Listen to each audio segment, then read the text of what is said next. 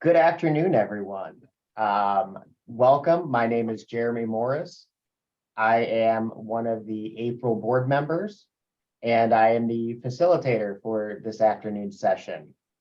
So today's session is Making Visible Unseen Disabilities, a talk about mental health. I want to mention a few housekeeping items before we get started today. First, when you scroll over the Zoom menu, when you scroll over the screen, a Zoom menu pops up.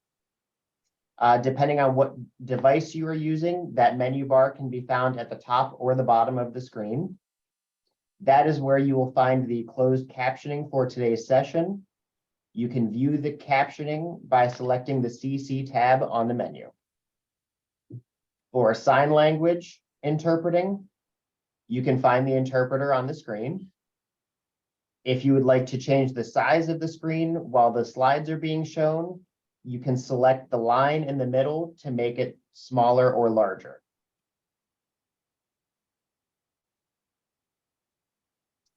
For Spanish interpretation, you will find the globe icon on the menu bar. Please select the interpretation button.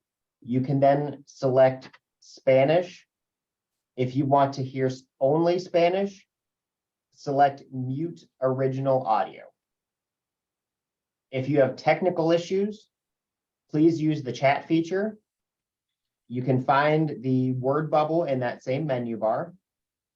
If you would like to turn off the chat feature, if you're using a screen reader, you can do that by pressing Alt-H, or please use the info and help on the conference website for more help.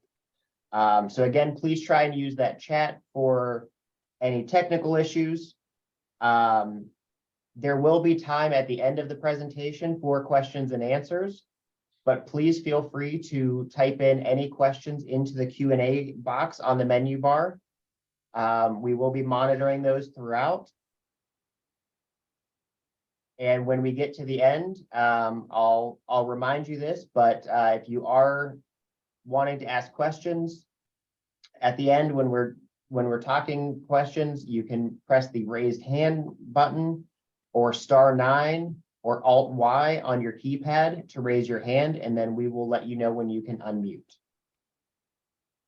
And with that, I'm going to turn this over to our presenter today, Ty Smith.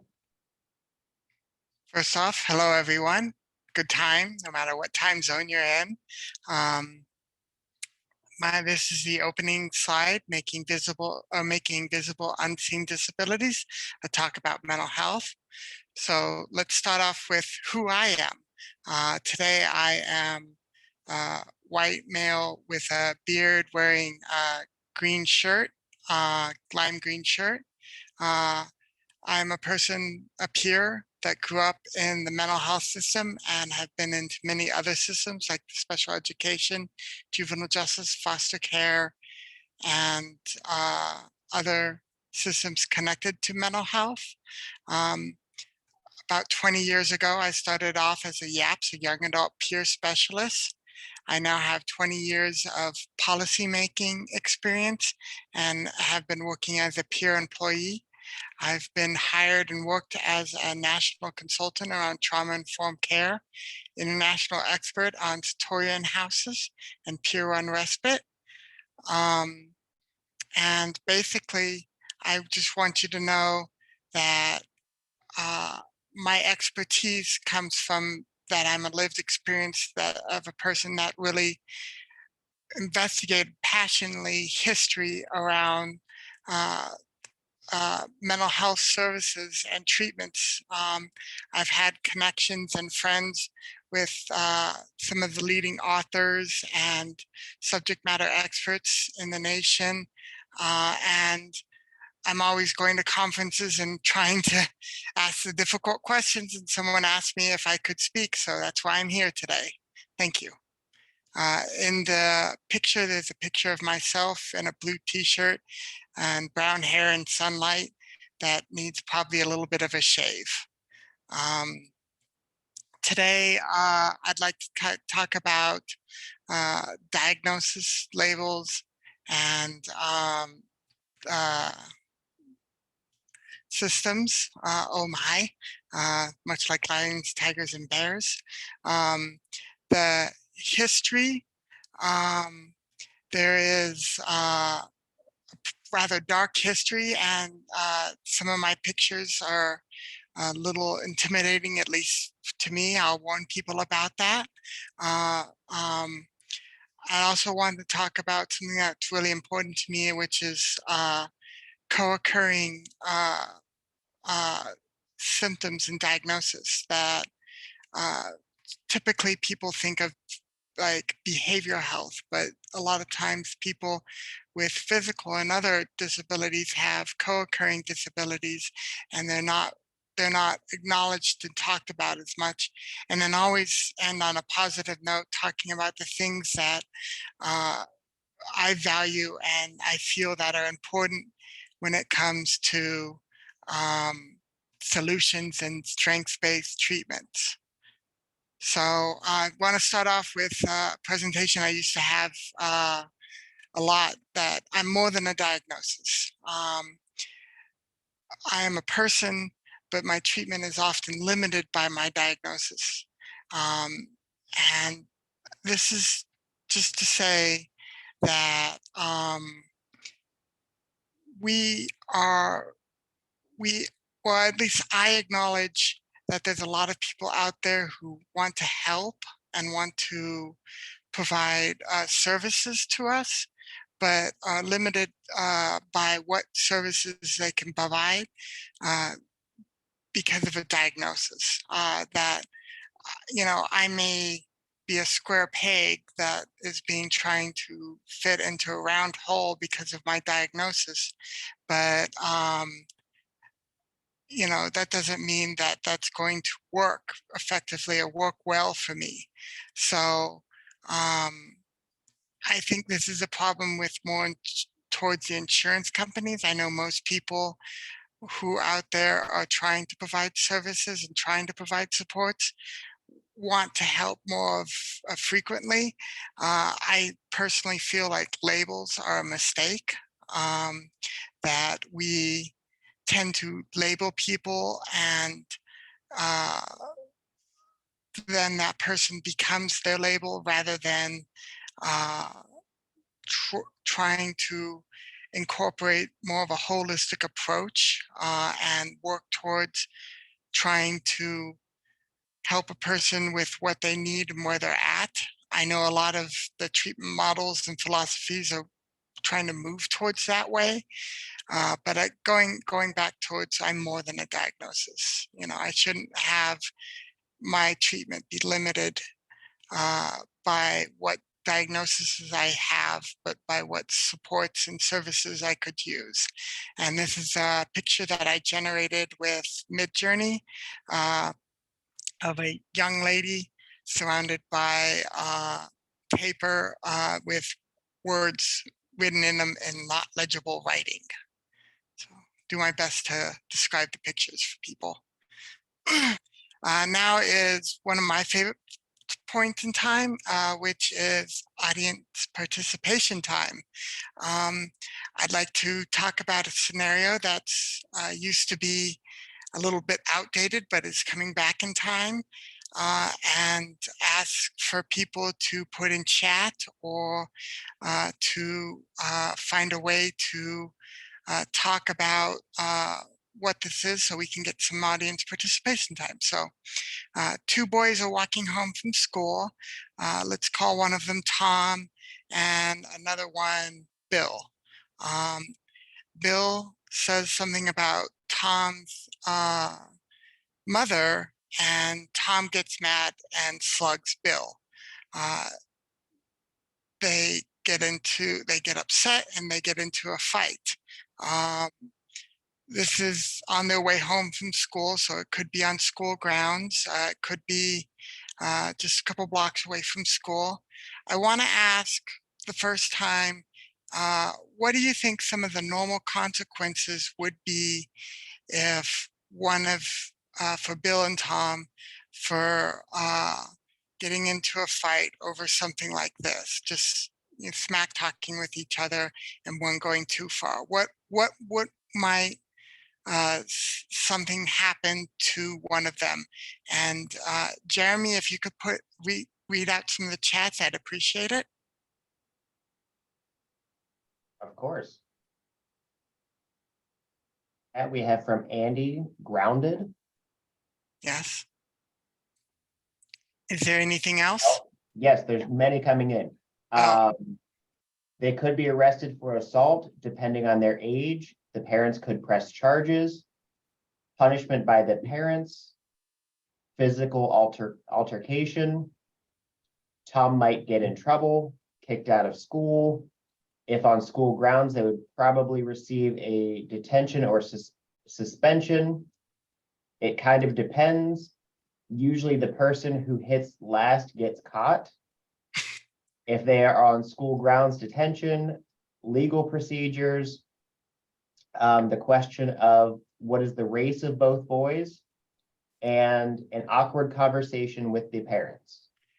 I really like that question. I'm going to have to remember that in the future. I was just leaving this to the imagination, and I like those consequences. I think you nailed most of them. Grounded, hurt feelings. They may not be friends. They get into a fight, their clothing or stuff could be damaged. They could get in trouble. They could physically get hurt. And I think most of those consequences are things that people had listed. I know there are some other consequences that weren't listed. Now I'd like to add in to the scenario that Tom is has an emotional disturbance, and this happened in a facility or instead of a school, in a treatment center. What do you think the differences would be in some of the system involved consequences, where because they're involved in the system, things have changed? Does anyone have any ideas what those might be? Okay, the comments are starting to come in. Either or both might receive treatment for their behavior, reevaluation of a diagnosis, depends on the system. Tom gets taken down, isolation or medication, maybe strapped down, medication reevaluation. Thank you. Great audience participation. Medication was definitely one of the things that came up first and happens a lot. If a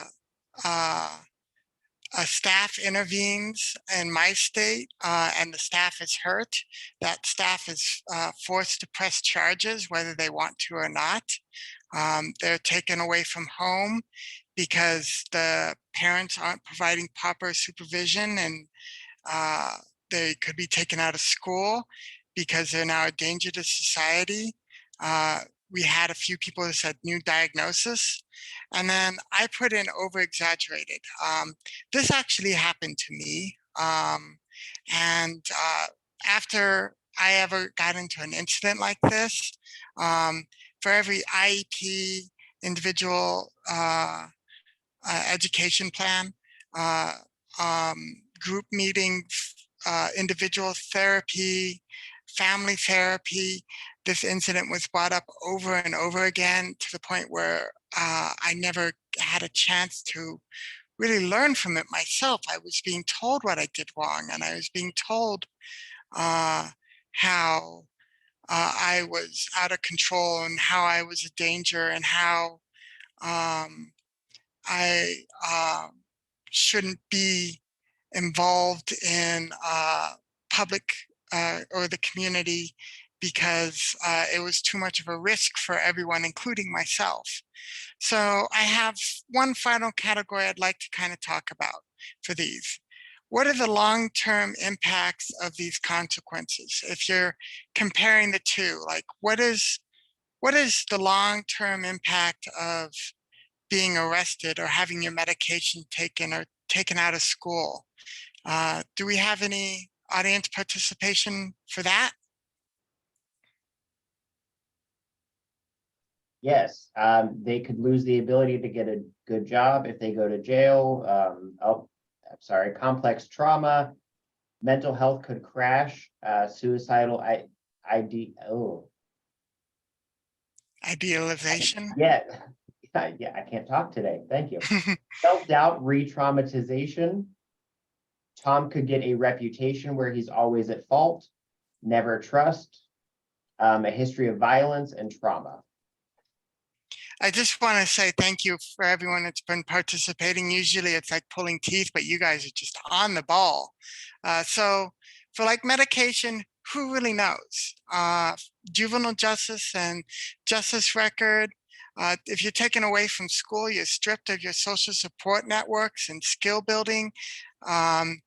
If you're taken away from home, you could have the same happen to you, as well as denial of life lessons. Both of those, you don't get the same chance to learn from your mistakes. You don't get a chance to grow and fail, which is how we evolve as people.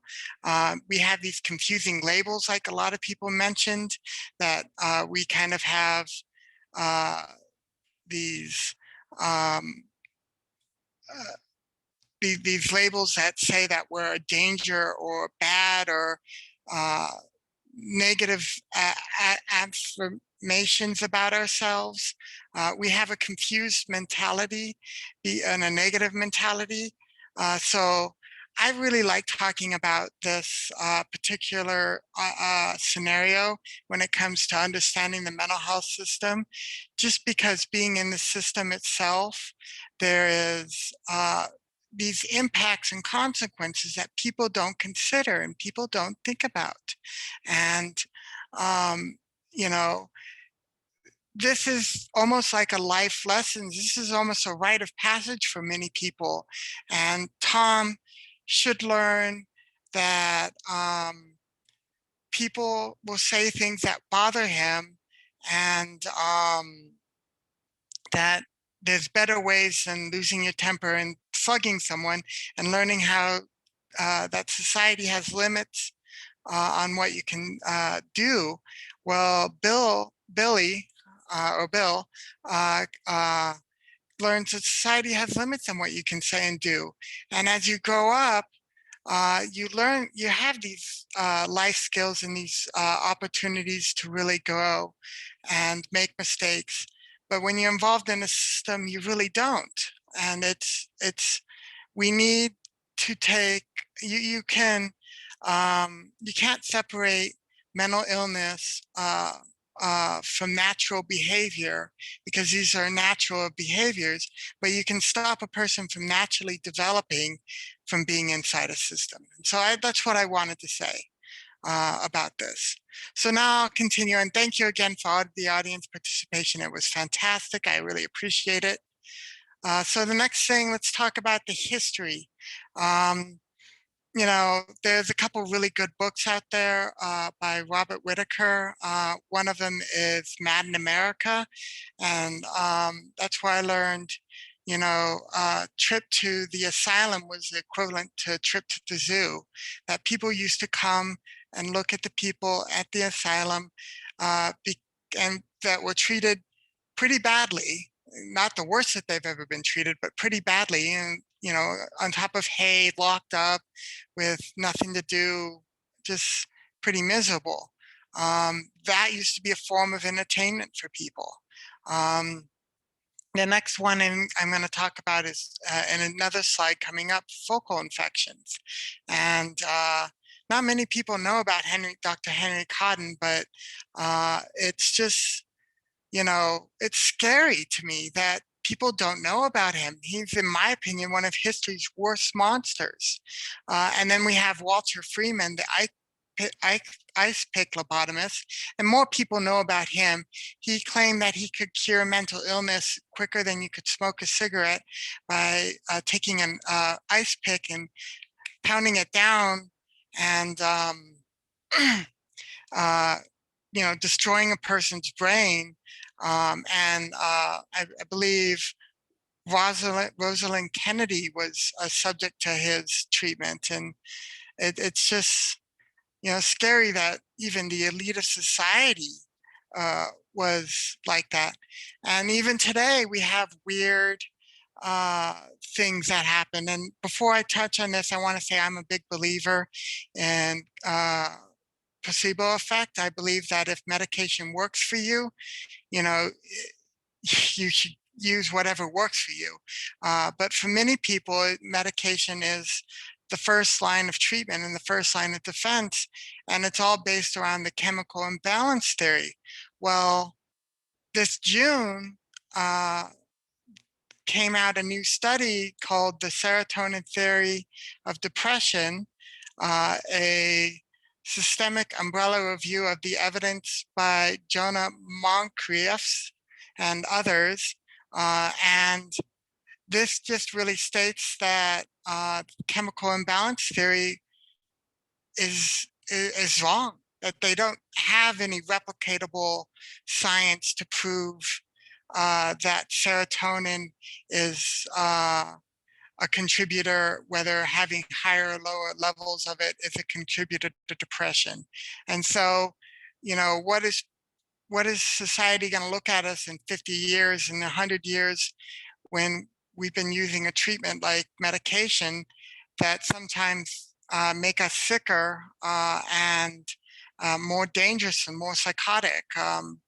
It's just, it's scary. So the next slide, I just kind of want to warn people. Well, first on this slide is another piece of art I made using Midjourney. It's a combination of a zoo and asylum. And it's just some creatures in an asylum with people kind of observing them as if it was a zoo. And the next picture, to me, is a little bit scary, and the little so I just want to give people fair warning about that. And Ty, Oh, before you jump forward, there was a question of the bullet points. Are any of those book titles? they're not book titles. They were just things for me to talk about. I do recommend, and if someone could put this in chat, Mad in America, which is a history of um, treatment in America, written by Robert Whitaker. He also wrote a book called Anatomy of an Epidemic, which is about how medication effectively, if you're on an antidepressant for 10 years, it's likely to make you depressed rather than help you with depression. And in most cases, it is just working as if a placebo, that if you were as well as a placebo. There's also Madhouse by, I believe, Professor Andrew Skoll, which talks about the next person I'm going to be talking about, Dr. Henry Cotton. And it's just, it's a history stranger than fiction, real life history that is stranger than fiction. So Dr. Henry Cotton believed in the focal infectious disease theory, which means that if you have a mental illness, the treatment for that was to yank out all your teeth and then your tonsils and then a colonoscopy and work your way through the entire digestive tract until you reach the reproductive organs. And he had 30% higher mortality rate for his surgeries. He falsified his data. And towards the end, he actually treated, I believe, not only on himself. He was under so much stress and pressure, he yanked out all of his teeth and said he's cured. I also believe he treated on his family, that he had claimed that his family members were suffering from a mental illness and yanked out their teeth and were cured. Dr. Phyllis Green, a hero of mine, was tasked to actually investigate his research. He was good friends with, I believe, Adolf Meiler, which was the head of the psychiatric associations at the time. And everyone loved his research because he's climbing such a highly high amount of cure rate, but no one could replicate it. So Dr. Adolf Miller sent Phyllis Greenacre into Dr. Henry Cotton's treatment facility, which I believe was in New York. And she was locked away with the inmates, the dangerous inmates there, and then threatened and treated abysmally, to the point where she actually left the system, after she delivered her report. This is a book that where I got my information from. Andrew Skoll wrote Madhouse, a tragic tale of megamania and modern medicine. That I honestly think that Dr. Henry Cotton could make a horror movie that would put Saw to shame. Just the amount of people that he treated and the amount of people that died under his hands, and the fact that nobody knows about it or took responsibilities, it's just mind-boggling to me. And his whole treatment path, that he was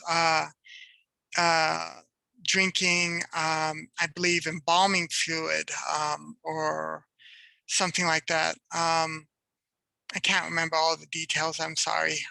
But it's just a crazy part of our history that is never talked about, and it really should be. So next I want to talk about is, uh, now that we've gotten past the dark stages, I'd like to talk about uh, dual diagnosis or multiple diagnosis. I got these information from the CDC, uh, uh, that in 2018, uh, about 32% of people with disabilities also suffer mental health distress, which is about 4.6, almost 5 times higher than people without disabilities that suffer a disability. I had a friend who was a fierce advocate for people accessing services. She had a physical disability, and she wanted to help me create a youth group helping other youth try and access services. And a couple years ago, she passed away. She committed suicide because she couldn't get the support and help that she needed. And I think this is still a problem that many people don't, have on their radar, that people with physical disabilities need, you know, uh, support and holistic caring, for anything that they need, including mental health support. And her passion, her cause is now my cause. And so I do what I can to spread information, and I spread uh, uh, her work around, because I think it's important to help youth and young adults access the supports that they need. I think the system's not always the right support, but peer support goes a long way, which is, I believe, the next thing I want to talk about. Yes, I love peer support. Um, So my dream job is to run a peer run respite. And peer run respite is a place where people who are experiencing psychiatric distress or are feeling overwhelmed or having life altering events can have a safe place to go and relax and kind of, with the right supports and tools, build the build the supports they need to reintegrate into society. Um, it can vary. Sometimes it's just an overnight facility. Sometimes it's a couple weeks long. Uh, there's also Satorian houses, which are a little bit longer and have more of a clinical aspect, but really embrace a lot of that peer run aspect too.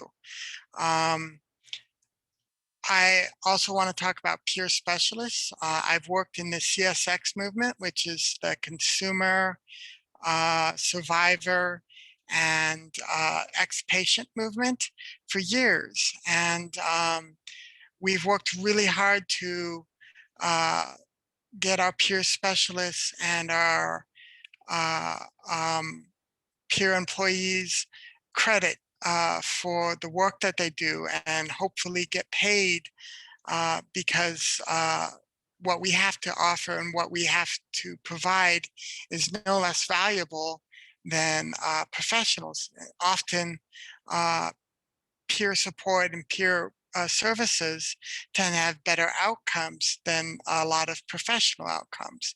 Uh, I felt that we've kind of lost a little bit of our way, though, because in the march towards peer support, we've kind of given up some of our civil rights.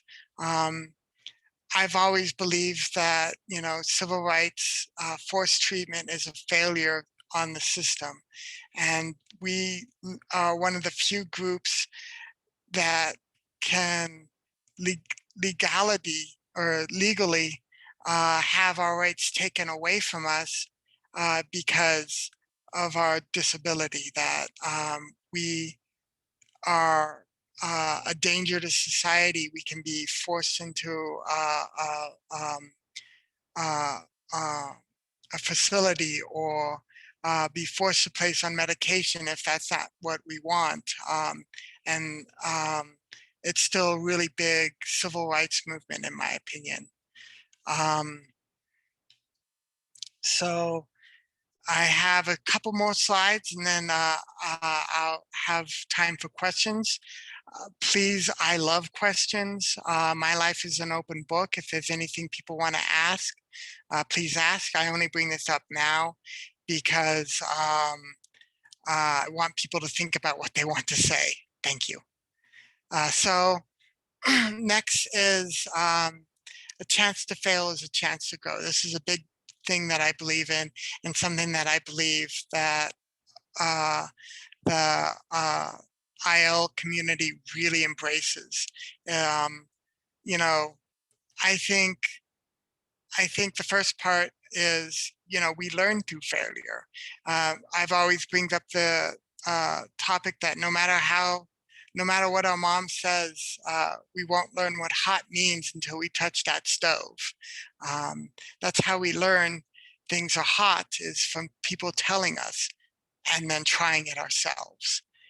They can tell us all they want that it's hot, but we won't know what hot means until we actually touch that stove or that cup of coffee or something that was hot. Um, I have a nice quote from a person.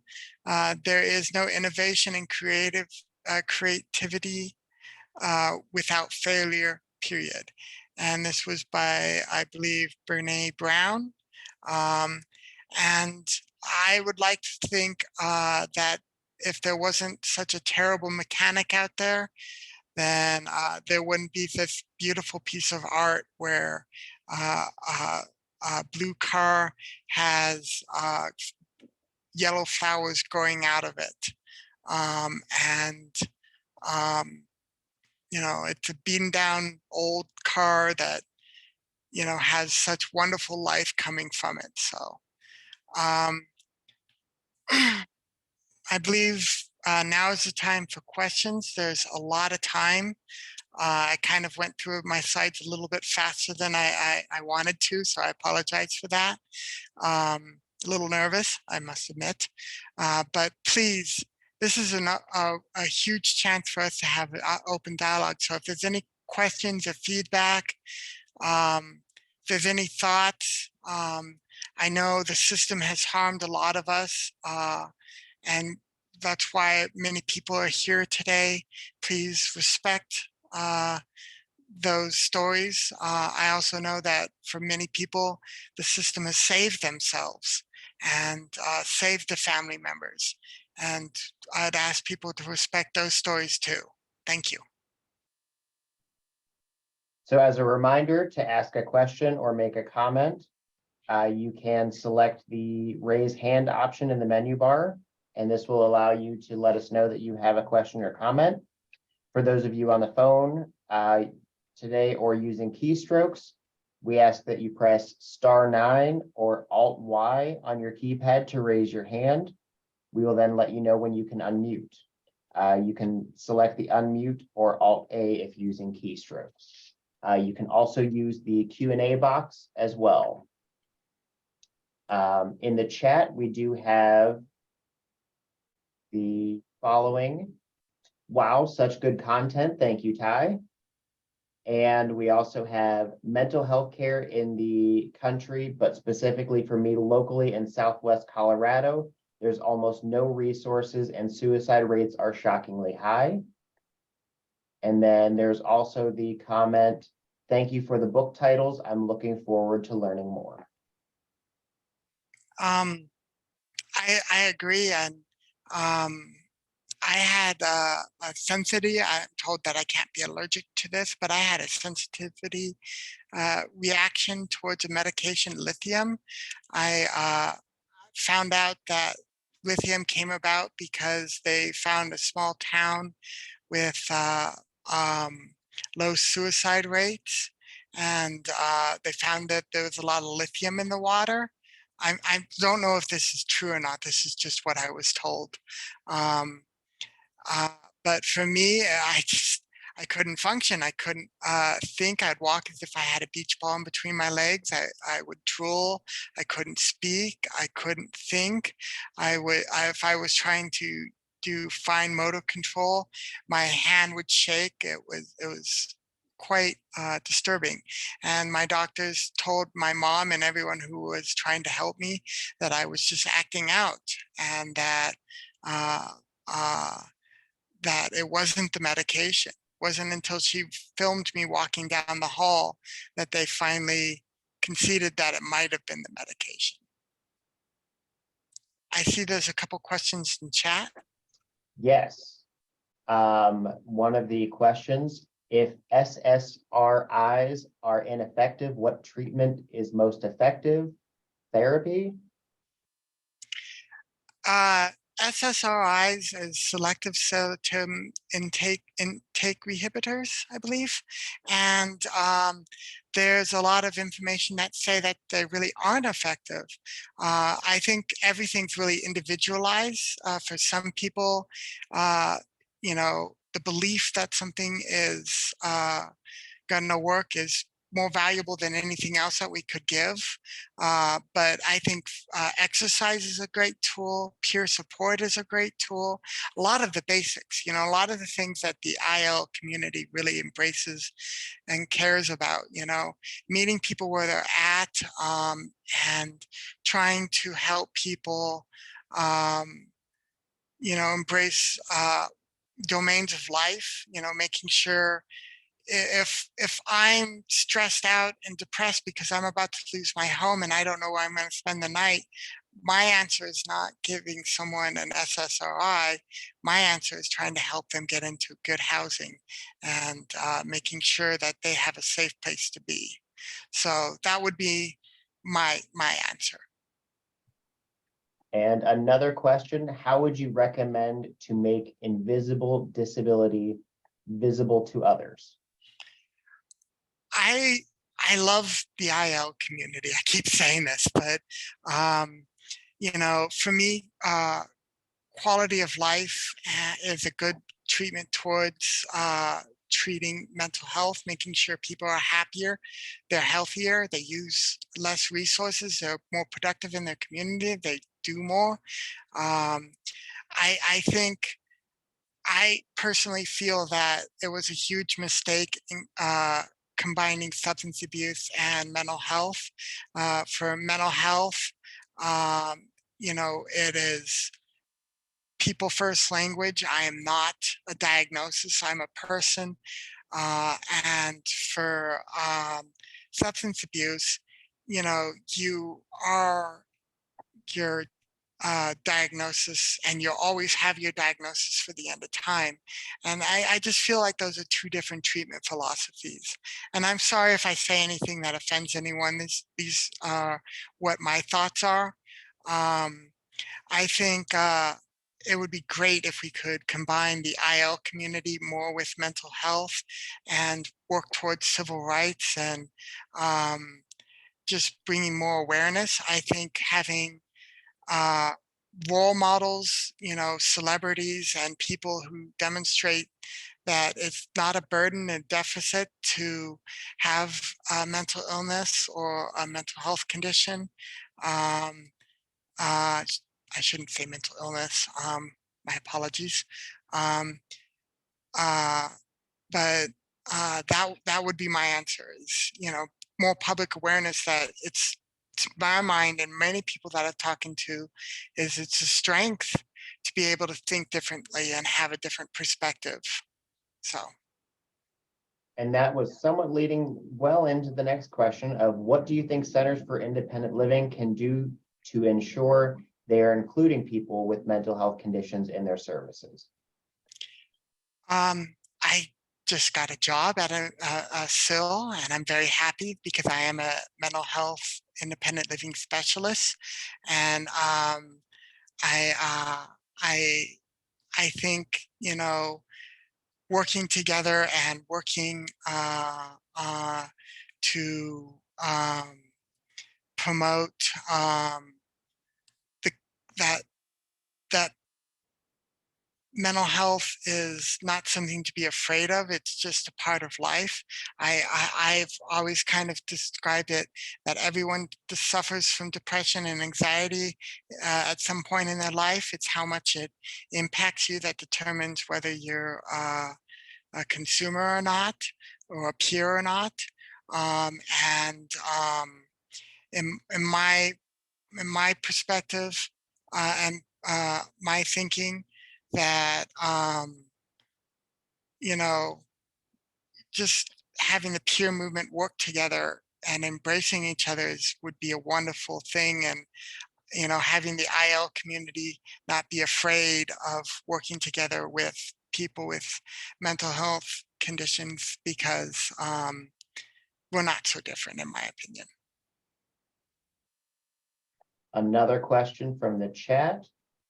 Do you think that training first responders about mental health emergencies is feasible or working? Do you think mental health emergencies could be better handled by others slash mental health peers? Oh, definitely. I've worked a lot with CIT in my state, which is crisis intervention training, and and, while first responders are getting better, um, I kind of feel like they're not, police, we expect police to do everything. We have them write our tickets and handle our mental health crises and handling our criminal crises. And it's an overwhelming job that doesn't provide enough supports and trainings, I believe. Um, I feel that peers can do a wonderful job, and there's really good peer services out there nationally. There are warm lines where if persons are dealing with minor health crises, they can call a warm line, and a true warm line will not rat you out, but they will spend the time and support to provide you uh, the compassion that you need in order to uh, calm down and work back into your community, and they just have the best outcomes, and then there's Tier 1 respite, which I hope to bring to my state of Colorado too. Um, but nationally, I have over 33 Tier 1 respites, and, they're wonderful programs with wonderful resources. And I think they're being used almost all the time because they just have the best outcomes for people in crisis. Okay, another question for you. There are a lot of questions, so I will just give the disclaimer now that in case we don't get to your question, I am keeping track of all of them so that they will be sent to Ty afterwards. So that he'll have an opportunity to respond to them later in writing, and they will be posted on the April website. So your Wonderful. next question. For many people, treatment for mental health can be financially unattainable, with or without insurance. What are your recommendations for people we serve in this situation? Do you have any resources for this? I think that really matters on the community that you work in. In some areas, there's some really good peer programming. Um, there are places that will provide supports and uh, compassionate help, whether you are currently receiving services or not. A big part of our movement, the CSX movement, for the survivor and ex-patient is actually not receiving services themselves, but still supporting each other. So you'll find a lot of support groups out there and a lot of peer support out there, providing a lot of what is can be offered by the system. Um, for other things like medications and other tools and other resources, um, it can be financially draining and difficult to access these services.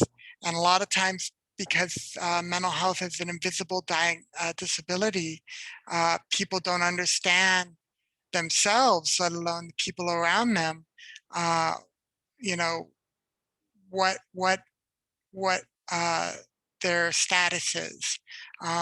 There's times where I actually question myself and wonder if I'm a mental health consumer, um, because, or if I'm just someone that has utterly failed in life, uh, because I can't seem to get my act together.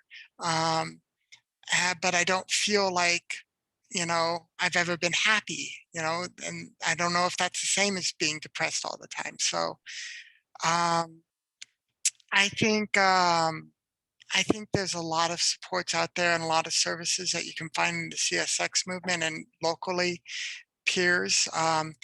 If hopefully, if you could get that question to me, and I'll try and find a way to find some resources for that person, I'd be happy to. I know that there's national resources and other things that could help.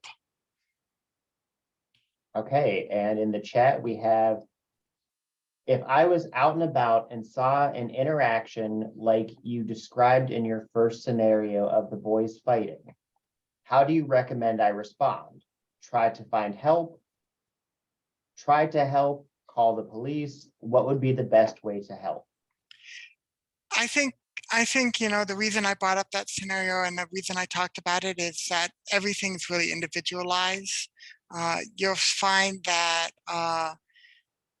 you know kids. I live in a neighborhood that has a bunch of kids that roughhouse with each other all the time, and no one thinks about calling the police on them or calling uh, or getting the parents involved. And I think if there's a difference between, um, you know, being inside the system where things are different and uh, just being a child, I mean, if you have children that are doing that and someone came up to you and told you how to raise your kids, you'd be offended and outraged. Um, I think we should say we should tell the system that they should be offended and outraged because they're changing our lives. So um, I think if someone's actually going to be hurt, you would just handle it the same way you would handle a normal situation.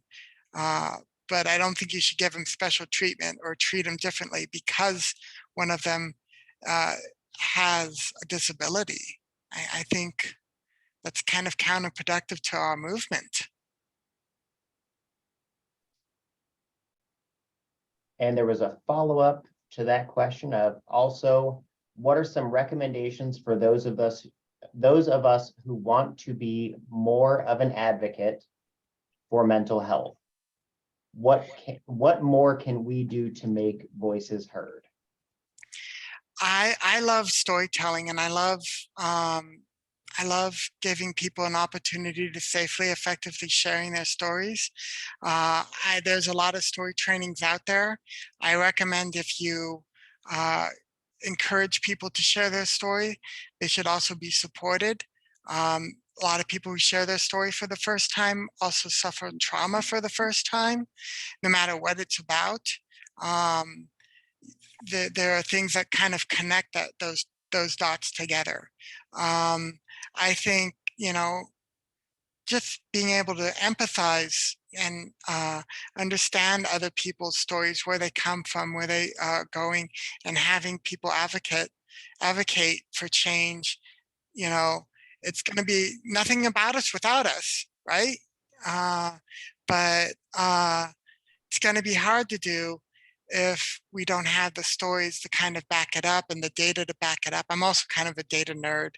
I think quantitative and qualitative data go hand in hand, and I think that's how we can affect change. Kind of that, and having good role models out there. And Ty, I have my own question for you. Okay. Have you ever been part of, or taken or recommended anything with the training series out there of the mental health first aid? It's kind of a training for non-mental health professionals to do kind of a little bit of de-escalation work and kind of recognize when maybe they need to make some phone calls for immediate help. I know of mental health first aid. It's a pretty good training. Um, I prefer emotional CPR, which is a training that helps people be there, be with people rather than try and fix them. Um, and really, it does a lot of the same things that mental health first aid does, but it also kind of really goes in the difference between empathy and sympathy, that how you can be there and help a person without forcing the help or giving them unsolicited advice, which is something that, a lot of us struggle to do. And a lot of us want to solve the problem, and it's not our job to solve problems, but provide the support, I believe. Thank you, Ty. I was thinking about, some of the tools and things that centers who are on the call might be able to work with their staff of getting kind of a broader training staff wide to help with some of this, just because there is a lack of training for staff to understand, other than they should be listening to some of the peers and some of the people on staff and their consumers, but um, sometimes a little bit more of a structured, facilitated setting like that does help with those. I honestly do think mental health first aid is good. I just think emotional CPR is better. Haven't taken both of them. There's also other good tools like WRAP, Wellness Action Recovery Plan, which helps people kind of create advanced directives and treatment routines to help them uh, work out their treatment. There's a lot of peer specialist training. I hope one day to take IPS, intentional peer support. I've heard the very best things about it, but there's a lot of services and supports and trainings out there. And I have all of those on the list for Ty to potentially give us some links and resources on any of those trainings as well. And with that, we are coming up to the end of our time here today. So thank you, Ty. Thank you to our interpreters and to our captioner for all of your hard work. This is the last session of the day, so please remember when the Zoom link closes, you will have your evaluation that pops up. Please take the time to complete that evaluation when the webinar closes. It helps us know how we can continue to improve and keep providing training that you find most useful. Thank you all again for joining us. If you are registered for the youth conference, you can join in at 4 p.m. Pacific, 7 p.m. Eastern tonight. And we hope that everyone will be ready to join us for the rest of the sessions tomorrow. And thank you, Al, for attending and being such a interactive and a fantastic audience. I really appreciate it.